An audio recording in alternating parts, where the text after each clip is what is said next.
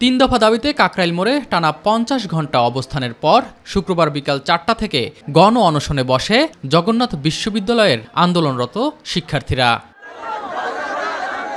এর 4 ঘণ্টার ব্যবধানে সরকারের পক্ষ থেকে আসে ইতিবাচক সিদ্ধান্ত। প্রধান উপদেষ্টার বাসভবনে বৈঠকের পর আন্দোলনরত শিক্ষার্থীদের মাঝে এসে অন্তর্বর্তী সরকারের সিদ্ধান্ত জানান বিশ্ববিদ্যালয় মঞ্জুরি কমিশনের চেয়ারম্যান অধ্যাপক SM এ ফয়েজ। একটি ফ্যামিলি হিসাবে, একটি পরিবার হিসাবে আপনাদেরকে সবাইকে সাথে নিয়ে আমরা অগ্রসর হব। সব ধরনের যা কিছু সমস্যা আছে ইনশাআল্লাহ আমরা একসাথে থাকলে সমাধান করতে পারবো। বাজেট বৃদ্ধি করার মাধ্যমে শিক্ষার্থীদের প্রথম দাবির বিষয়ে সিদ্ধান্ত নেওয়া হয়েছে।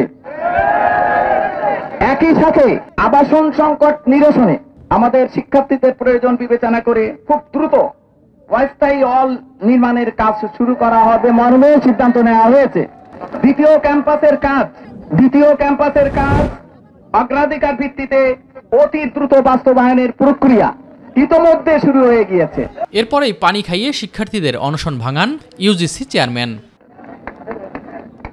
পরে আন্দোলনরত শিক্ষার্থী ও নেতৃত্ব দেয়া সকল পক্ষের সাথে আলোচনা শেষে রাজপথে অবস্থান কর্মসূচি থেকে সরে আসার ঘোষণা দেন জগন্নাথ বিশ্ববিদ্যালয়ের শিক্ষক সমিতির সাধারণ সম্পাদক অধ্যাপক রইস উদ্দিন। আজকে যেহেতু আমাদের দাবি বাস্তবায়িত হয়েছে, পূর্ণ হয়েছে, তো আপনারা যারা কষ্ট করে আজকের প্রোগ্রাম করেছেন আপনাদের সকলকে আমি আবারও ধন্যবাদ জানাচ্ছি এবং আমাদের চলমান আজকের এই আন্দোলনের পরিসমাপ্তি ঘোষণা করছি। তবে দাবি বাস্তবায়নে পরবর্তীতে কোনো গড়িমসি করা হলে আবারও রাজপথে নামার কথা জানান শিক্ষক সমিতির এই নেতা। যে অভিজ্ঞতা অর্জন করেছি আমরা ঘরে বসে থাকবো না। SM আরিফ, মাই টিভি, ঢাকা।